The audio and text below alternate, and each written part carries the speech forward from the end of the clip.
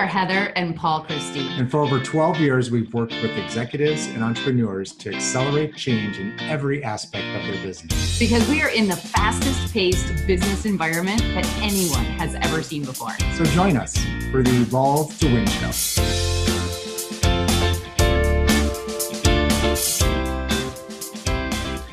Hi, and welcome to another Evolve to Win show with Heather and Paul. If you are looking to increase your influence with anyone, we're going to share with you today a model that we've developed over the years that essentially is a model. It's called dynamic adaptation, but it is in theory what I learned from some of the best back in my lobbying days. So we've taken the liberty of creating this model for you, and we're going to take you step by step through each part of this process. And one of the things that I can tell you is that in all the years that I have spent, whether it was in my legal career as a lobbyist or in business, the best of the best leaders have really learned how to master this concept called dynamic adaptation. Yeah, totally. Well, yeah, and then one of the parts we're going to talk about has made a massive impact in my life. And we're going to go through that, and then I'll tell a little story about that. Oh, good. I don't even know what story you're going to tell, but I can't wait to hear it. Let me give you the theory in a nutshell. Dynamic adaptation essentially suggests that every situation that you encounter is dynamic. It's unique, it's different, it's fluid. So every circumstance, every situation is dynamic. And because of that, it requires you to adapt your style to get the best results out of the circumstance. So what are you talking about when you say style? Okay, so when I use the word style, yes. I'm talking about how I look today style? No, but you do look really nice today. Let me just say that. No, I'm really talking about the way that we behave, right? It's our observable behavior, meaning are you a super fast-paced person or are you more slow-paced? Are you someone who's very people-oriented, or are you someone who's really not so interested in people? You're just more interested in getting things done. Yeah. Okay, you may have learned about these different styles in the past. Either maybe you've taken an assessment in the past, a DISC assessment, an assessment with colors, with birds, with animals, but essentially it's a 4-part assessment that really tells you how you're behaving towards others, and I think even more importantly, how you're perceived by others.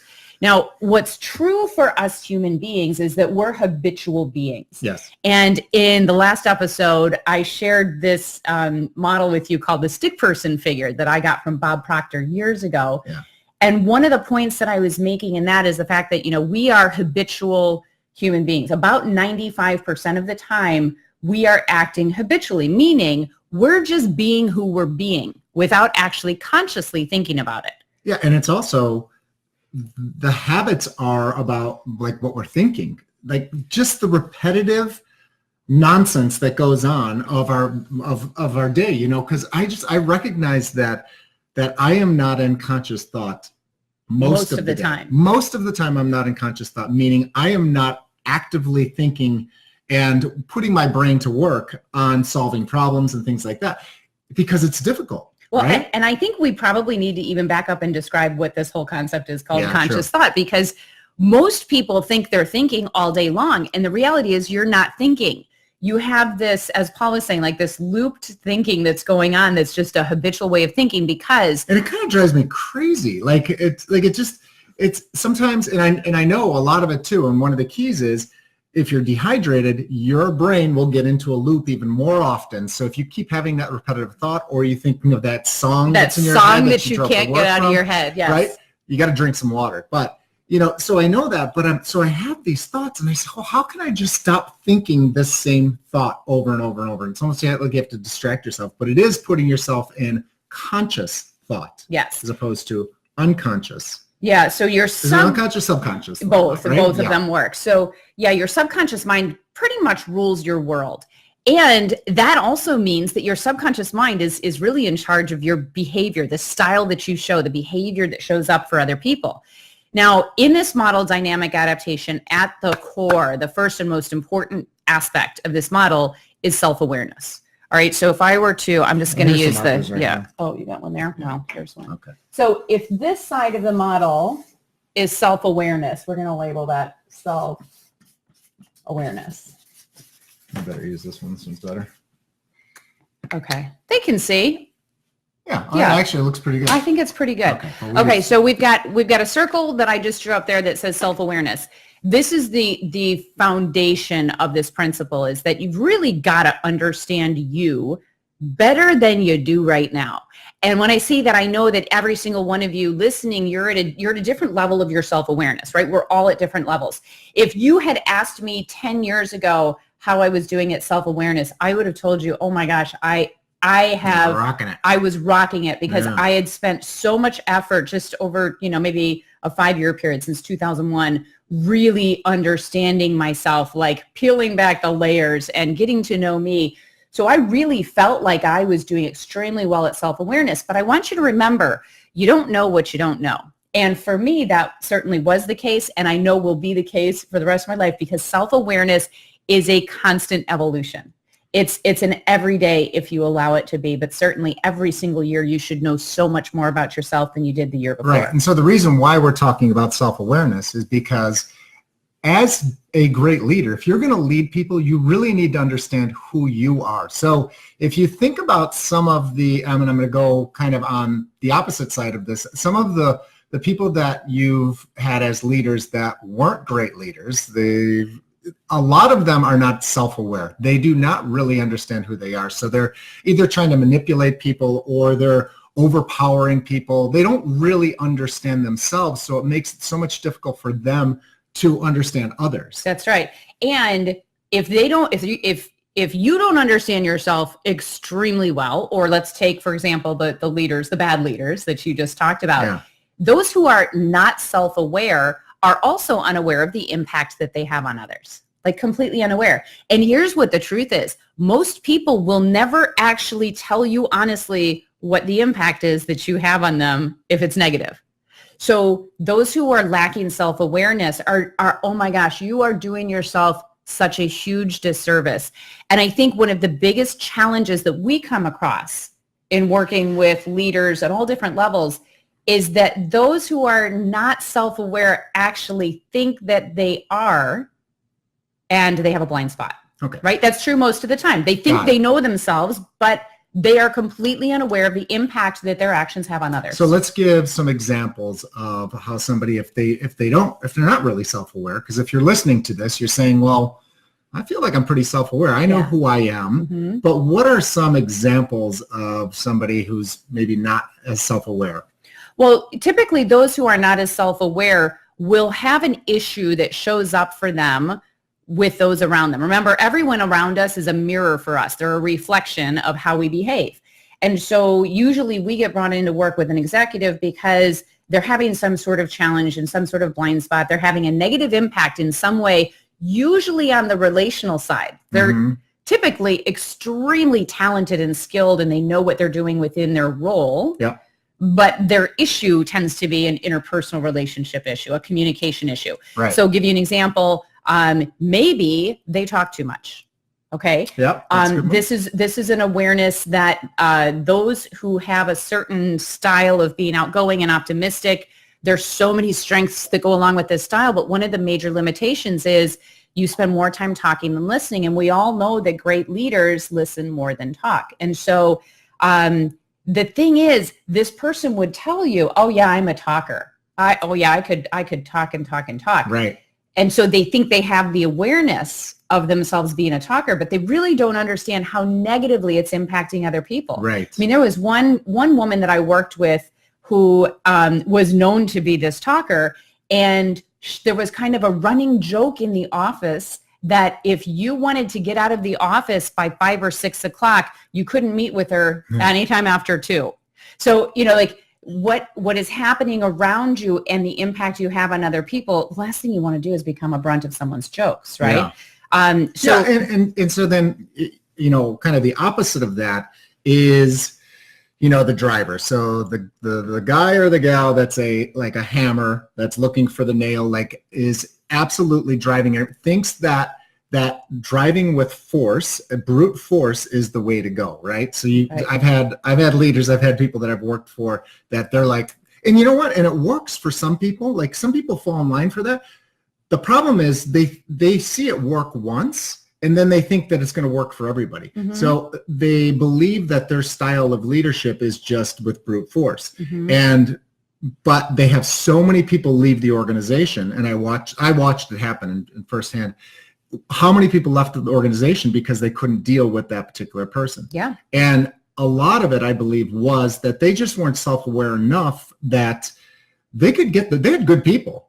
They just were trying the same way to lead people every time. And a lot of that was just not understanding who they are. And I think when you say they were trying to lead people the same way, I think what's most likely happening there is they're just leading people the same way because they're not self-aware enough to consciously shift who they're being based on what's needed in the situation. Right. They're not using dynamic adaptation. Uh-huh. So we could go on and give a number of different examples about different types of leadership where, again, it's like this subconscious role plays out for us. And we're usually not thinking about it, which means we are almost always coming to any relationship, any conversation. And look, I don't care if it's at work and you're in a leadership position, or even if it's at home and how you are with your spouse or how you are with your kids. The way you do anything is the way you do everything, unless you're actually consciously choosing. And that's what dynamic adaptation requires. So if we look at the second piece of this model, is awareness of others. So if you're just joining us now, we're talking about dynamic adaptation. The first part of it is self-awareness. So we went over some examples of self-awareness and where there are opportunities where most people who are leading others that are not at the top of their game right now are still challenged by not even understanding who they are as a person. And yet they think they know who they are. So that's really one of the biggest things that can hold you back there with self-awareness, is that you've learned a bit, you've studied a bit. Like I was saying, 10 years ago, I thought I was at the top of my game at self-awareness. But if I look at where I am now compared with where I was 10 years ago, it's night and day. I had no idea what I didn't know back then. Yeah. And yet if you asked me, I would have thought I was really self-aware because of the work I'd done. So again, the concept of self-awareness is that it's a constant evolution. It's a constant growth.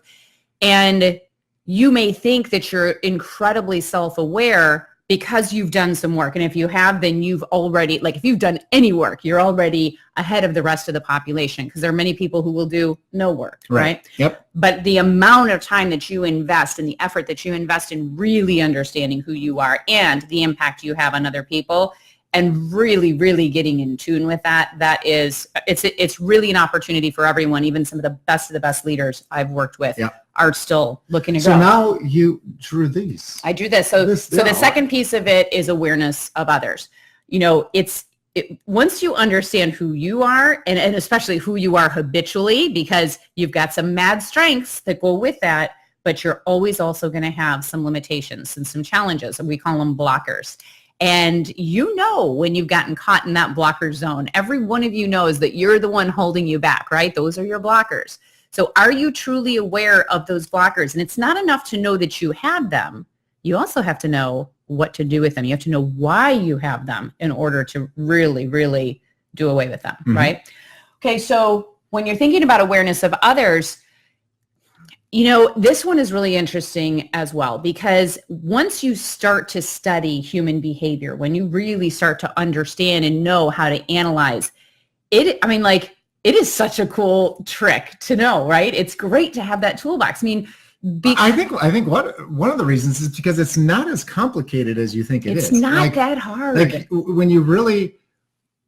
when you use the 4 quadrants of like a disc or Myers-Briggs, or it's very similar to, or it's very easy to start to distinguish those people. And you see them all the time, and you see them in movies, you read it in books, in any stories, there's always, they distinguish those types of behavioral styles. So you see them, but until you're aware and you understand what those are, it's really, I mean, once you do, it's really easy to start figuring out what people want and what they need from you. Yes. And that's a great place where I can share with you. Back when I was practicing as a lobbyist, so I was a lawyer who practiced in a practice area called legislative and regulatory law. And I represented a Fortune 100, actually it was a Fortune 40 company at the time. basically globally in an international effort. And so in my role, I would have to fly to different state capitals. I would be up in our office in Washington, D.C., working on Capitol Hill, European Union, all over the globe, even in areas like we went to Asia as well. So there were times where, we weren't even speaking the same language, right, as some of the people we were working with. But for the most part, we were in America. And I did not have access to a model that allowed me to really understand this dynamic adaptation. So what I did is I just watched the other lobbyists who I worked with. We would hire someone. Let's say I had to fly out to Hawaii, which we did a number of times. I had to fly out to Hawaii because our issue showed up there. We would hire local counsel in Hawaii. They had all the relationships.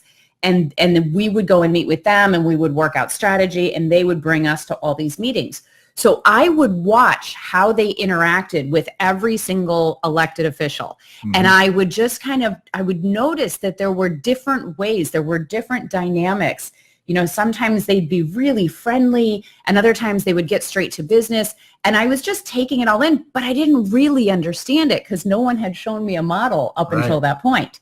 So like you're saying, when you learn this 4-part model, now you did mention Myers-Briggs as well, which is a great assessment. But I think Myers-Briggs is much more difficult to understand because there are so many different dimensions to it.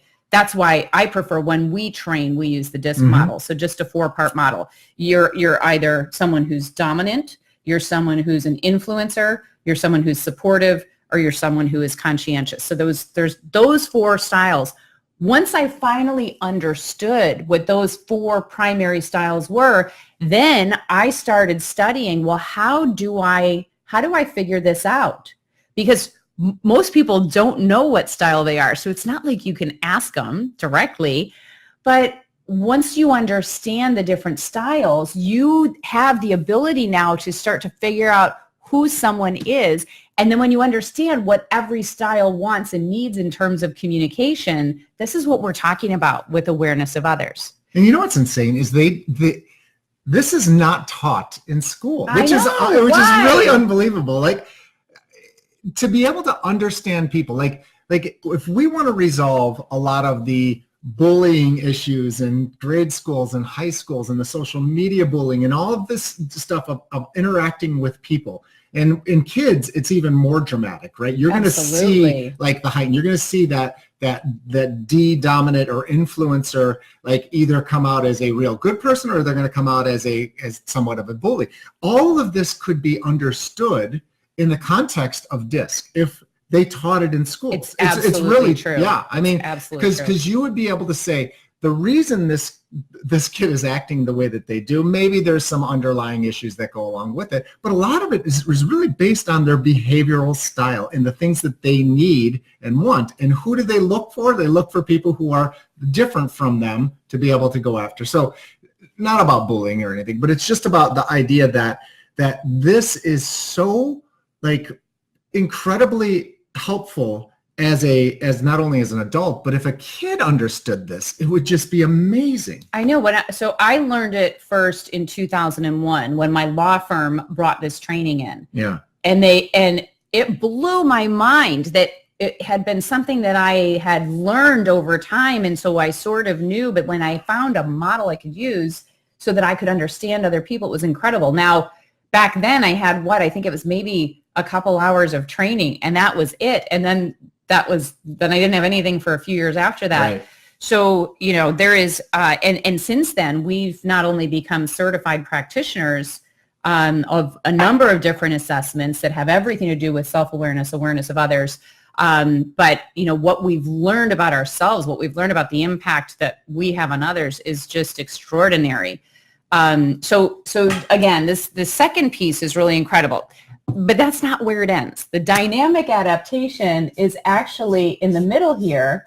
And that's where because of what you understand about yourself and because of what you understand about others, you know exactly how to adapt your style for the highest level of communication and rapport.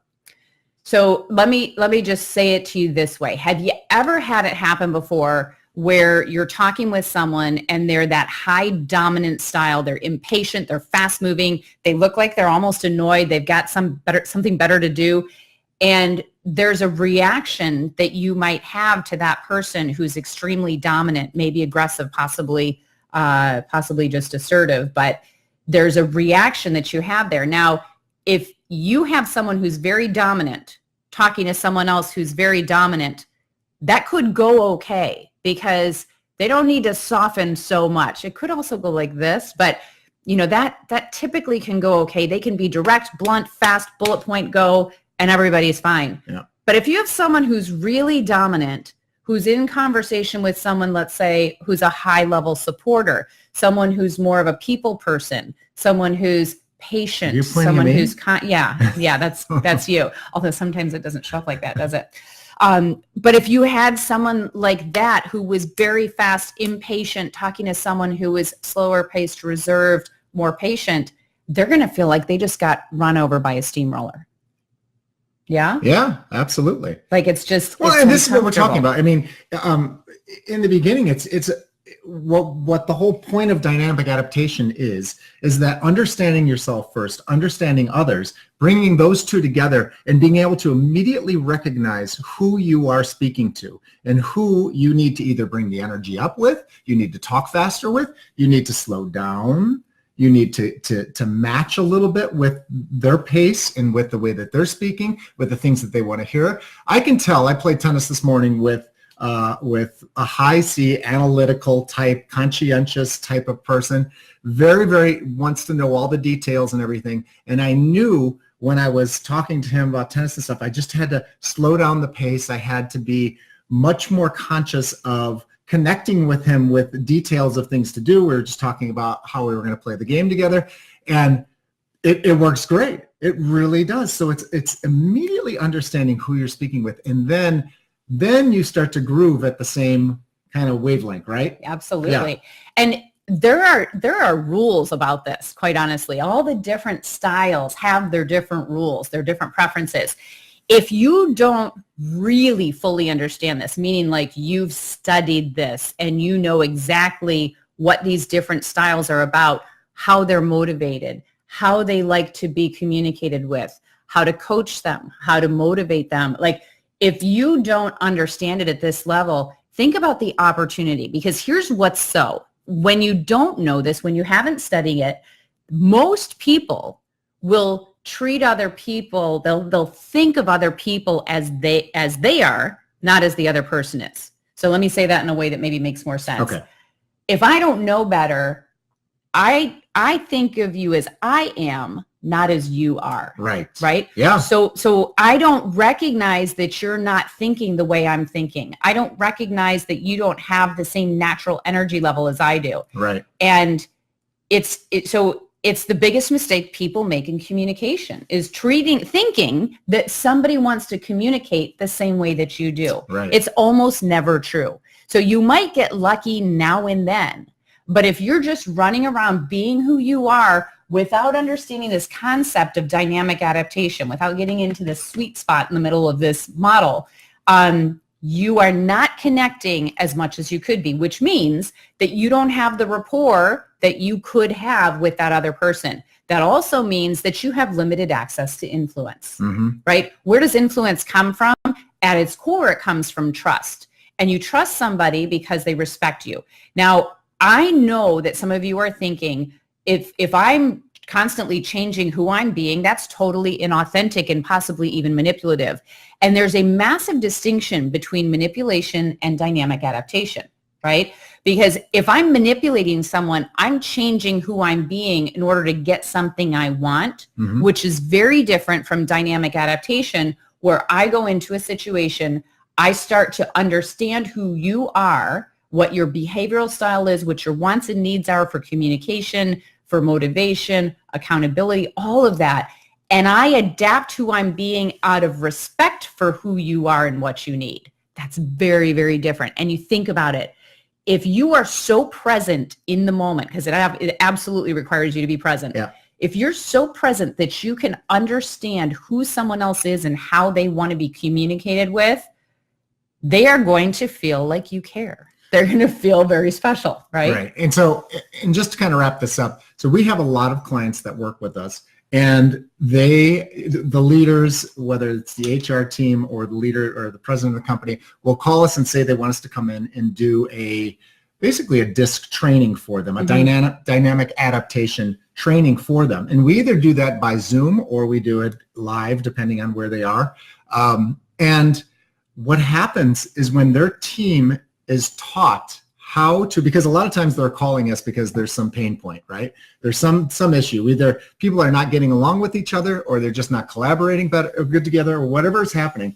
But what happens is they call us and we do the training for them. And usually we'll do follow-ups, but just that initial training of doing the assessment with them and then doing the training, it is like a total aha moment for most of them. They've never been taught this before, or if they have, they say they have, but they don't remember like any ongoing training of it. And so they kind of understand it, but they've never really put it to use. And what we have them do is go through the exercises and make them really practice through, like, and one of the best exercises we do is the one, how do you like to be communicated with?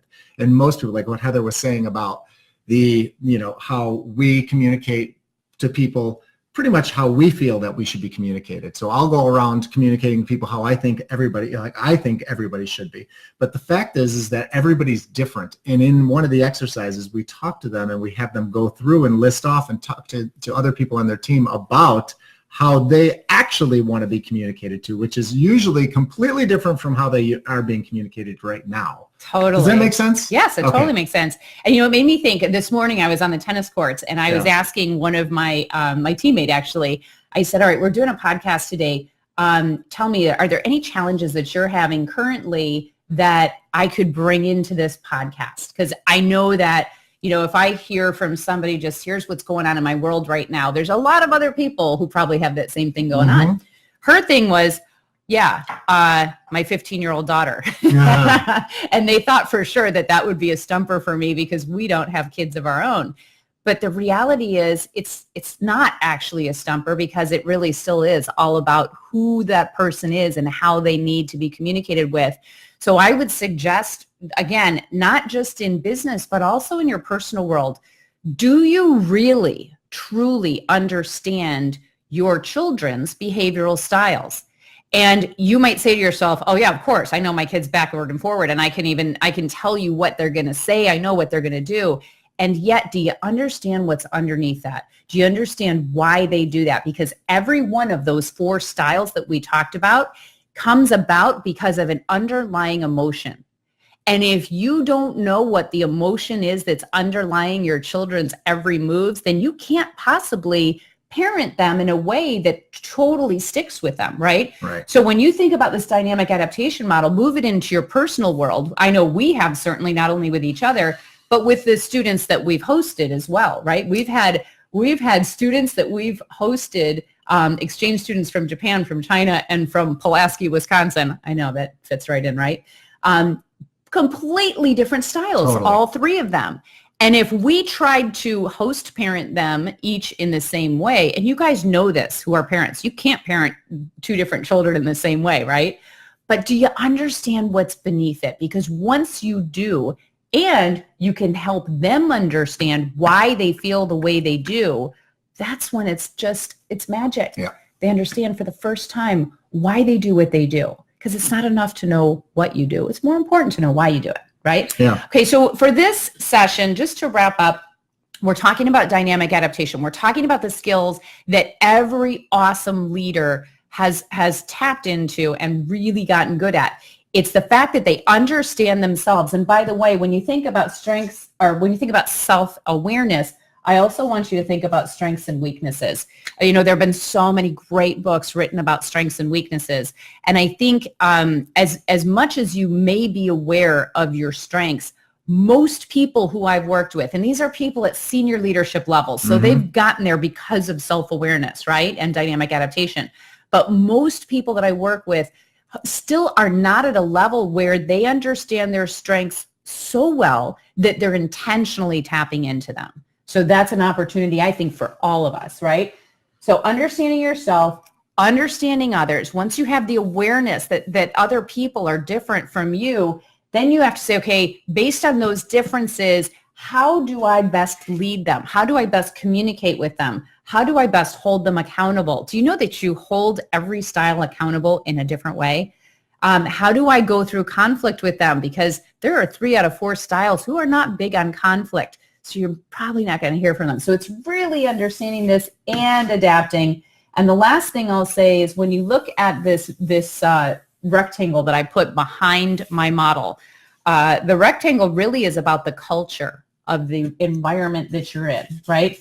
So you think about within different organizations, you will find very different cultures. And let's say that you've brought in a new hire from a different organization, and they're going to have culture shock at first, and they have to try to figure out this whole process with this, overview of the culture that they're in, which also requires a certain level of adaptation. And this is the whole like onboarding. So think of yourself when you've walked into a new organization and you've start meeting the people, you've gone through the HR department, they've given some papers to fill out, all that stuff, but now you're dunked into the culture of the company and you're kind of just feeling it out, seeing what people are. Are people gossipy or are they like fun, outgoing? What is the culture of the organization? Then understanding yourself and then starting to understand who you are and trying to really adapt to have the most influence in that organization. That's right. So we spent most of today talking about self-awareness, and yet we have not gotten into some of the details about really understanding more. If we get some feedback from you that you guys want to go deeper into this, we're happy to share that 4-part DISC model and help you really understand not only your DISC style. Many of you know that. Many of you have taken an assessment in the past and you can say, oh, I'm a DI or I'm an SC. But do you know the emotions that drive your behavior? Most people are not aware that this is all based on emotion. And do you also know the techniques for how you become aware of it in the moment so that you can make that adaptation? So I hope you enjoyed the show today. If you know someone else who needs to hear this, please feel free to share it and leave us a comment. Tell us what you think. Tell us if you know about your style. What is it that you know about your style? What more do you need to know to take dynamic adaptation to the next level? You can always catch this on our YouTube channel as well if you search on Heather Christie, not the rock star, because I do have a Heather Christie out there who's the rock star. I think I'm the next one down. So check us out on YouTube, and thanks for tuning in today. Have a great day.